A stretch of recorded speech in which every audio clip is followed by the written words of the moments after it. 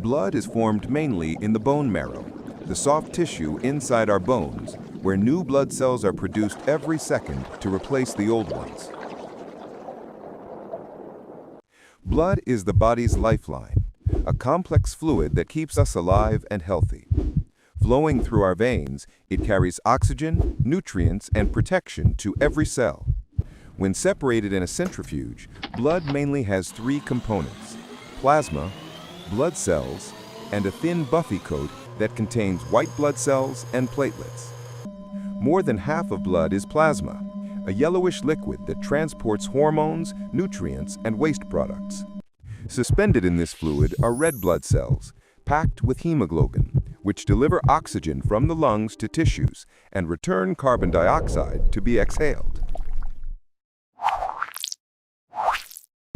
Defending the body are the white blood cells, or WBCs, our immune army.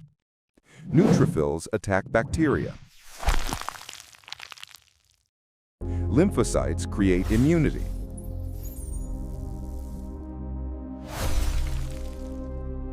Monocytes clean up debris.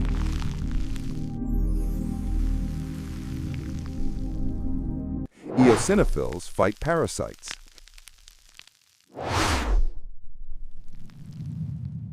And basophils release chemicals during inflammation.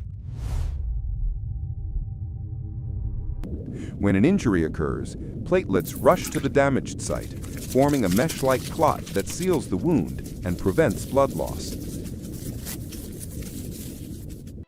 Every drop of blood works in harmony, transporting, defending, and repairing the very essence of life flowing within us.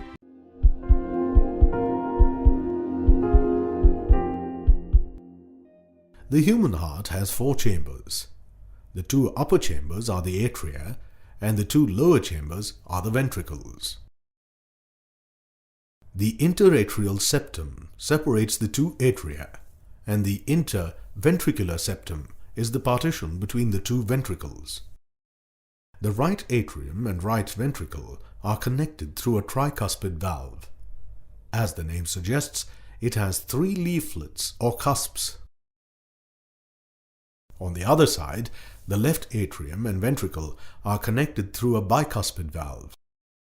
The bicuspid valve is also called the mitral valve because of its resemblance to a bishop's two-sided mitre or hat.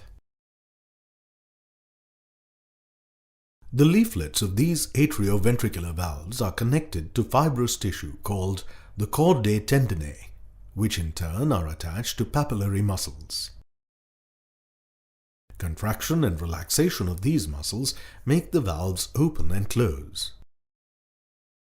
There are also valves at the opening of the pulmonary trunk and the aorta. These are called the pulmonary valve and the aortic valve, respectively. Because of their crescent moon shape, these two valves are also called semilunar valves. The characteristic double-up sound of the heartbeat is produced during the closing of the heart valves. The thickness of the walls of the four heart chambers varies with their functions. The walls of the atria are thinner than those of the ventricles, as the blood needs to be pumped into adjacent ventricles only. The left ventricle pumps blood a greater distance at higher pressure. Therefore, the wall of the left ventricle is thicker than that of the right ventricle. The sinoatrial node, atrioventricular node, bundle of HIS and Purkinje fibers represent the specialized cardiac tissue. These fibers are autoexcitable as they have the potential to generate electrical activity without any external stimuli. This makes the heart beat continuously.